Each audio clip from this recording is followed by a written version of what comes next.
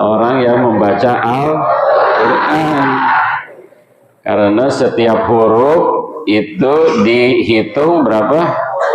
10. Jadi kalau membaca alif, lam, mim berapa huruf? 30. Kan setiap huruf 10, dihitung 10. Jadi kalau membaca 3 huruf itu menjadi 30. Membaca Al-Quran itu apalagi kalau lagi menghafal, kira-kira lebih dari 3 huruf atau 100 huruf? Ya, bisa lebih dari 1000 huruf. Satu halaman itu berapa ratus huruf itu? Surat Al-Fatihah ada berapa huruf? Sudah pernah ngitung belum? Belum, nanti dihitung. Itu ada 114 huruf.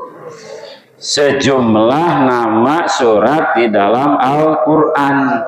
Jadi satu huruf Al-Quran mewakili satu surah dalam Al-Quran. Satu huruf Al-Fatihah tuh. Makanya Al-Fatihah disebut Ummul Quran, induknya Al-Quran. Bayangkan kalau kita bisa menghafal Al-Quran, artinya setiap ayat, coba ada yang mengulang sampai 30 kali? Ada? 40 kali ada? Sudah hafal 40 kali? Ada yang sudah, ada yang belum. Kalau yang sudah, alhamdulillah. Kalau yang belum juga alhamdulillah. Artinya apa? Allah menginginkan kita agar membaca lebih banyak. Supaya apa? Pahalanya lebih banyak. Karena kemuliaan seseorang tergantung kebaikannya banyak atau tidak. Jadi di dunia maupun di akhirat tergantung. Kalau kebaikannya banyak, maka Allah masukkan ke dalam surga. Faman ya'mal mithqala dzarratin khairan yarah wa may ya'mal mithqala dzarratin syarran yarah. Jadi nggak main-main. Kalau kita misalnya kan kalau dialog dengan Allah Subhanahu wa taala kadang dalam bentuk doa. Kita kan doa terbatas. Komunikasi dengan Allah dalam bentuk apa? Doa. Doanya terbatas. Maka untuk mewakili komunikasi dengan Allah tiada lain dan tiada bukan kecuali dengan membaca Al-Quran. Jadi kalau kita membaca Al-Quran, apalagi menghafal yang diulang-ulang, itu sama dengan sedang dialog dengan Allah Subhanahu wa ta'ala. Maka pantas kalau Allah memberikan banyak kemuliaan, banyak karunia. Di antara kemuliaan dan karunia itu Allah berikan rezeki yang luas. Allah berikan rezeki yang halal, insya Allah. Coba Ustadz Adi Hidayat, rezekinya banyak. Beliau kalau ceramah gampang saja. Per satu pertanyaan diberangkatkan umroh. Pernah lihat, dengar? Iya. Itu satu kali pengajian bisa 5 orang tuh yang diberangkatkan umroh. Dari mana beliau uangnya? Dari pemerintah sana, Libya. Dari ada penyokong dananya. Ini beliau sudah dipercaya oleh donatur. Ustadz mau berapapun biaya untuk pengembangan Al-Quran, nanti kami yang biayai, kami yang handle. Ini kemuliaan dari Allah untuk beliau. Makanya kalau kita ingin dimuliakan oleh Allah, jangan jauh-jauh dari Al-Quran. Kenapa? Rasulullah SAW bersabda, khairukum man ta'allamal Qur'an wa 'allamahu. Siapakah manusia terbaik? Orang yang belajar Al-Quran. Jadi kalau kita belajar Al-Quran, itulah manusia terbaik. Jadi kalau kita lihat nih, bandingkan ya, siapa di pesantren ini, di lingkungan Darut Tauhid Serua, manusia terbaik tergantung interaksinya dengan Al-Quran lebih lamanya siapa. Nah, kalau kita lebih lama berinteraksi dengan Al-Quran, itulah manusia terbaik menurut Rasulullah Shallallahu Alaihi Wasallam.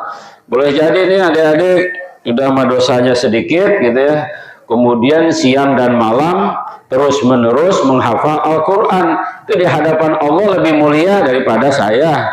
Di hadapan Allah mungkin lebih mulia daripada yang lainnya, dan ini sebuah karunia yang nggak bisa dinilai dengan uang. Oleh karena itu jangan sia-siakan kesempatan ini, karena kalau sudah normal itu mungkin membaca apalagi menghafal Al-Qurannya tidak seintensif saat ini, benar gak? Karena banyak aktivitas. Seperti saya, aktivitas ini dan itu memang dipaksakan setiap hari harus membaca Al-Quran, tapi tidak seintens orang-orang yang sedang menghafal Al-Quran. Jadi ini kesempatan langka dalam hidup. Boleh jadi tidak terulang lagi mungkin. Program ini sengaja, alhamdulillah tadi tuh ada yang sudah 2 juz, 3 juz, 5, 10, 12. Ini baru 1 kali dilakukan. Bayangkan kalau 3 tahun di sini, ya, 3 tahun di sini, sehari 1 semester 5 juz, berarti sudah selesai tuh 3 tahun 30 juz. Jadi target 2 juz yang kemarin itu sudah lewat hanya dengan 2 minggu. Karena kalau dibandingkan kualitasnya, ini kalian nih yang menghafal baru dengan yang alumni-alumni ya sama saja. Kenapa? Mereka juga kalau ditanya mungkin atau tidak tuh yang 2 juz, mungkin ada yang mungkin, tapi ada juga yang ya selewat aja. Kalau dites mungkin dia nggak hafal juga. Jadi beda antara menghafal dan mungkin, karena mungkin tuh harus diulang terus. Kalau nggak diulang, lupa dia. Jadi program selanjutnya adalah mengulang nih setelah selesai 2 pekan ini. Mengulang sampai 1 semester, itu insya Allah mungkin mengulang hafalan yang sudah ada. Itu akan lebih cepat tuh. Nanti semester berikutnya akan dibuka lagi program ini. Nambah tuh baru hafalannya. Jadi harapannya apa yang sudah dihafal 2 pekan ini, itulah yang dimurojaah, gitu ya. Jadi siapakah orang yang paling baik menurut Rasulullah? Orang yang belajar Al-Quran. Siapakah orang yang paling banyak pahalanya? Orang yang menghafal Al-Quran. Karena kalau sudah menghafal tidak bisa 1 kali, 2 kali, 3 kali, sampai mungkin lebih dari 40 kali diulang. Kalau 1 ayat ada 100 huruf, 40 kali diulang, berarti berapa huruf tuh? Berapa kebaikan? Susah kita ngitungnya, berlipat ganda. Makanya ketika membaca Al-Quran selingi dengan doa, karena doa pada saat karunia kebaikan dilimpahkan, insya Allah doanya mustajab, begitu ya. Paham Tom? Dan ini akan menjadi jalan kebaikan untuk orang tua juga. Jadi dengan kita membaca, menghafal, apalagi mengamalkan, mereka orang tua kita akan dimuliakan oleh Allah Subhanahu wa Ta'ala dunia wal akhirah. Dunianya insya Allah hidup mereka orang-orang yang dicintai Allah. Akhiratnya insya Allah menjadi jalan bagi beliau-beliau ini, apalagi yang sudah wafat, itu diberikan oleh malaikat sebuah hadiah. Ini hadiah dari siapa ini? Anakmu yang sedang membaca Al-Quran. Itu kalau mereka bisa mengucapkan terima kasih, terima kasihnya mungkin berulang-ulang. Alhamdulillah kita tidak bisa mendengarnya. Sebab kalau mendengar ucapan terima kasih mereka, mungkin kita tidak jadi melanjutkan hafalan Al-Qur'annya karena takut halusinasi. Tapi yakinlah bahwa mereka yang sudah wafat, orang tuanya, ini kebaikan anaknya menjadi jalan mereka mendapatkan kemuliaan. Yang masih hidup, alhamdulillah, berarti ini pun jalan bagi mereka agar mereka mendapatkan kemuliaan hidupnya, bahagia, insya Allah rezekinya berlimpah. Alhamdulillah. Demikian. Mudah-mudahan terus dilanjutkan Pak Irwan, Pak Gunawan program ini, karena AA juga menyampaikan, Hakim, ini program coba dipertahankan karena luar biasa bagus. Beliau menyebutkan Masya Allah, program ini mungkin tidak dilakukan di Direktorat Pendidikan di Bandung, ya, karena mereka kan tetap 2 juz gitu ya. Jadi ketika wisuda, nanti wisudanya bukan lagi disebutkan 2 juz. Kalau 2 juz itu nggak harus mukim. Orang yang nggak mukim juga banyak yang 2 juz, ya, 3 juz. Kita targetnya 30 juz kalau 3 tahun di sini, karena setiap semester mau masuk 2 pekan karantina, ya, guru-gurunya upgrading keilmuan, ini standarnya harusnya 5 juz gitu ya. Ini bukan sesuatu yang sulit ya, karena dulu waktu saya karantina 1 bulan itu bisa mencapai 21 juz. Nah, nanti musyahadahnya, ada musyahadah yang punya saya pakai bahasa Arab. Nah, itu ditiru Siti ya, tinggal ganti aja itunya lembaga dan namanya, sehingga setiap orang punya musyahadah yang berbahasa Arab tuh, bahasa Arab, agar naik level. Jadi setiap bulan, setiap 1 semester ada musyahadahnya.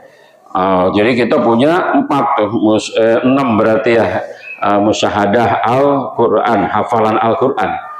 Memang begitu, di situ kan hanya tahfiz aja. Tahfiz ya begini, gitu ya. Kalau laporan tahfiz ya ayat-ayat yang disetorkan kepada muhafiz sebagai hafalannya, gitu ya.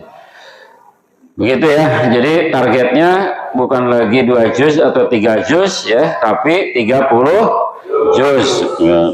Menghafalnya ya pas karantina aja, selebihnya murojaah. Jadi jangan menjadi beban. So kalau dilangsamkan tuh jadi beban, 30 juz, aduh berat banget ya. Tapi kalau di karantina fokus ngapalin, selanjutnya murojaah aja, seperti kegiatan biasa aja, nggak ada perubahan apapun ya. Tapi kalau sudah tidak di murojaah, itu yang hilang tuh hafalan-hafalan itu.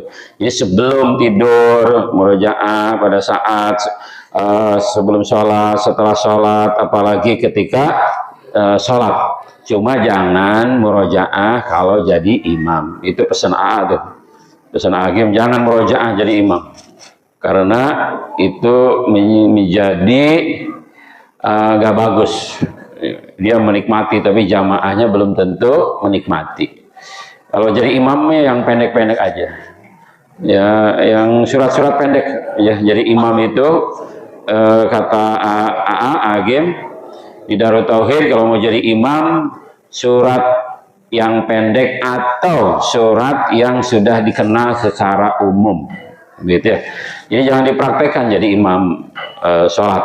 Kalau sholat sendirian boleh, tahajud, tahiyatul masjid, atau sholat-sholat yang lainnya, silakan dibaca sebagai murojaah. Tapi ingat, sholat itu bukan untuk membaca Al-Quran. Aqimis sholata li zikri, dirikanlah sholat untuk mengingat Allah. Bacaan Al-Quran hanya sebagai di antara sunnah-sunnahnya sholat, membaca Al-Quran setelah Al-Fatihah. Begitu saya ucapkan selamat ya kepada semuanya, berapapun yang dihafal.